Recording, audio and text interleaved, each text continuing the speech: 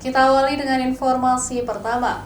Saudara Kapolresta Banda Aceh siap menyelidiki kasus penyebar hoaks bantuan pemerintah Aceh kepada masyarakat. Atas kejadian informasi yang tidak benar tersebut, banyak masyarakat yang merasa dirugikan. Sempat beredar pemberian bantuan oleh Gubernur Aceh yang membuat ratusan masyarakat memadati kantor gubernur beberapa hari yang lalu karena adanya isu pemberian bantuan. Ternyata berita ataupun informasi tersebut merupakan hoaks yang dilakukan oleh oknum yang tidak bertanggung jawab. Kapolresta Banda Aceh Kombes Pol Fahmi Irwan Ramli siap melakukan pemeriksaan jika ada masyarakat yang dirugikan dan adanya laporan terkait kejadian tersebut.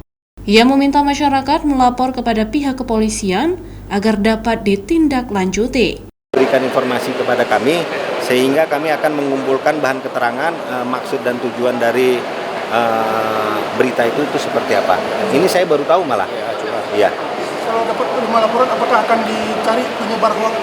Ya, kami akan coba telusuri ya. Makanya kami selalu berulang-ulang menyampaikan kepada masyarakat, tolong gunakan layanan WA Curhat Kami ini untuk meningkatkan layanan kami di 0823 1685 1998. Demikian.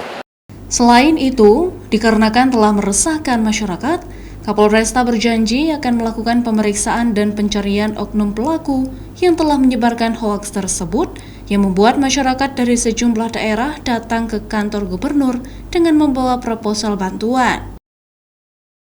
Syahril, Kompas TV, Banda Aceh.